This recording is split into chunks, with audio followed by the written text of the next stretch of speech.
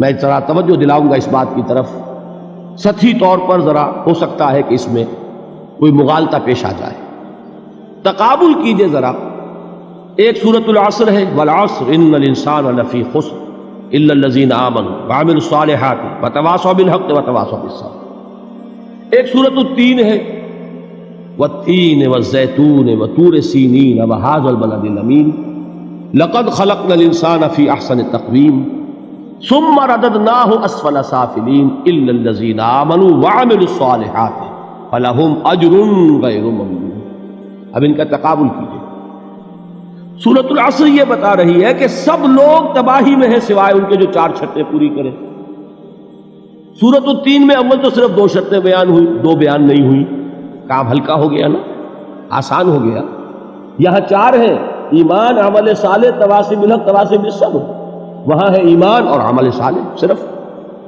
Number 2 یہ کہ وہاں فرمایا گیا فَلَهُمْ أَجْرٌ غَيْرُ مَمْنُونَ، ان کے لیے تو بہت بڑا اجر ہے جس کا سلسلہ کبھی منقطع نہیں ہوگا۔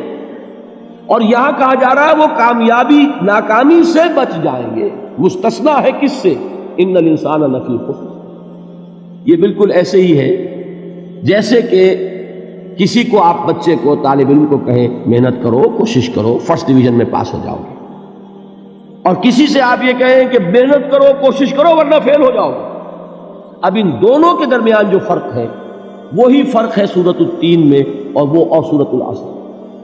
سورۃ العصر ناکامی سے استثناء کو بیان کر رہی ہے اور وہاں 4 شرطیں ہیں، اور سورۃ التین یہ اعلیٰ درجات کا بیان ہو رہا ہے، 2 شرطیں ہیں۔ اس کو قرآن مجید کی اصطلاحات سے بھی اللہ کرے کہ آپ واقف ہو جائیں۔ ایک کو ہم کہیں گے کہ ایک پر انذار کا رنگ ہے اور دوسرے پر تبشیر کا رنگ ہے۔ یہ 2 الفاظ بارہا آپ نے پڑھے ہوں گے۔ سورہ بنی اسرائیل میں فرمایا حضور سے مخاطب ہو کر وَمَا أَرْسَلْنَاكَ إِلَّا مُبَشِّرًا وَنَذِيرًا، اے نبی ہم نے نہیں بھیجا آپ کو مگر بشارت دینے والا اور خبردار کرنے والا بنا کر۔ سورہ کہف میں جمع کے صیغے میں آیا وَمَا نُرْسِلُ الْمُرْسَلِينَ إِلَّا مُبَشِّرِينَ وَمُنذِرِينَ، ہم نہیں بھیجتے رہے اپنے رسولوں کو مگر مبشر اور نذیر بنا کر۔ حضور کے بارے میں فرمایا اِنَّا أَرْسَلْنَاكَ شَاهِدًا وَمُبَشِّرًا وَنَذِيرًا۔ جمع کے صیغے میں سورہ نساء میں فرمایا رُسُلًا مُبَشِّرِينَ وَمُنذِرِينَ لِئَلَّا يَكُونَ لِلنَّاسِ عَلَى اللَّهِ حُجَّةٌ بَعْدَ الرُّسُلِ وَكَانَ اللَّهُ عَزِيزًا حَكِيمًا۔ ایک ہے ابشار، بشارت دینا، ایک ہے انذار، خبردار کرنا۔ اور آپ کو معلوم ہے کہ کسی بھی تربیت کے اندر ان دونوں چیزوں کی ضرورت ہے۔ کبھی ایسا ہوتا ہے کہ ڈانٹ ڈپٹ کی ضرورت پیش آتی ہے، دھمکی کی ضرورت پیش آتی ہے، باز آ جاؤ، اپنے رویے کو درست کرو ورنہ پکڑ ہوگی، سزا ملے گی۔ کبھی آپ شاباش دیتے ہیں، ہمت کرو، گھبراؤ نہیں، تمہارے اندر صلاحیت ہے، مایوس نہ ہو، ہمت تمہاری کیوں جواب دے رہی ہے، تم بڑے ذہین ہو، محنت کرو، بڑے اعلیٰ درجات ملیں گے۔ قرآن مجید میں یہ دونوں رنگ ہیں جو اختیار کیے گئے، ایک تبشیر کا رنگ ہے، ایک انذار کا رنگ ہے۔ سورۃ العصر میں انذار کا رنگ ہے، خبردار، تمام انسان ہلاکت اور بربادی کا نوالا بننے والے ہیں سوائے ان کے جو 4 شرطیں پوری کریں، الا الذین آمنوا وعملوا الصالحات وتواصوا بالحق وتواصوا بالصبر۔ تو معلوم یہ ہوا کہ یہ کامیابی کے جو منیمم پری ریکویزٹس ہیں، مجھ سے کہا گیا کہ انگریزی کے الفاظ کا فوراً ترجمہ کر دیا کرو، اور میں کر دیتا ہوں۔ اصل میں مغالطہ آپ کو یہ ہوتا ہے میں ترجمہ کہہ کے نہیں کرتا، لیکن اس کے بعد میں فوراً اردو کا مترادف جو ہے وہ لے آتا ہوں۔ لیکن میں یہ اس لیے استعمال کرتا ہوں انگریزی اصطلاحات، جیسا کہ میں نے عرض کیا تھا کہ میرے اصل مخاطب ہیں جدید تعلیم یافتہ لوگ، اور جدید تعلیم یافتہ لوگوں کے کمیونیکیشن جو ہے، ابلاغ، وہ ان انگریزی اصطلاحات کے ذریعے سے زیادہ بہتر اور صحیح تر ہوتا ہے، ورنہ وہ بات سمجھیں گے نہیں۔ اسی لفظ ابلاغ کو وہ نہیں سمجھیں گے اور کمیونیکیشن کو سمجھ لیں گے۔ یہ ہے اصل میں ساری مصیبت کے جو اس وقت ہمارے سامنے ہے، اس لیے یہ الفاظ ہم استعمال کرتے ہیں۔ تو میں یہ کیا عرض کر رہا تھا کہ در حقیقت ان الانسان لفی خسر الا الذین آمنوا وعملوا الصالحات وتواصوا بالحق وتواصوا بالصبر، یہ منیمم پری ریکویزٹس ہیں، کم سے کم لوازم ہیں نجات کے، ان سے کم تر پر نجات کا کوئی سوال نہیں۔ اس لیے کہ قسم کہا کر اللہ فرما رہا ہے، زمانے کی قسم ہے، تمام انسان خسارے میں ہیں سوائے ان کے جو 4 شرطیں پوری کریں۔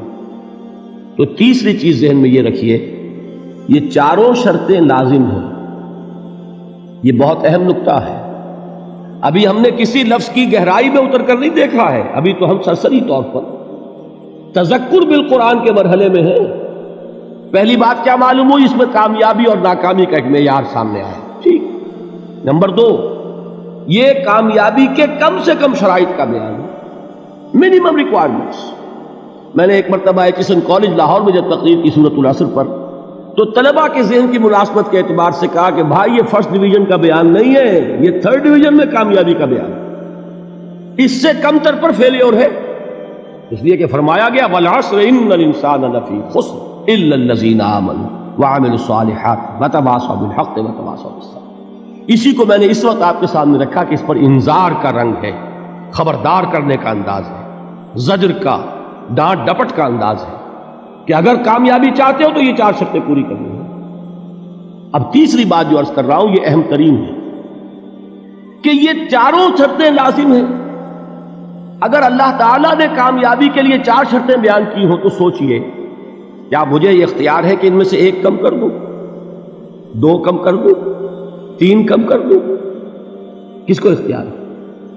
اللہ کے بیان کردہ کسی چیز میں اختیار۔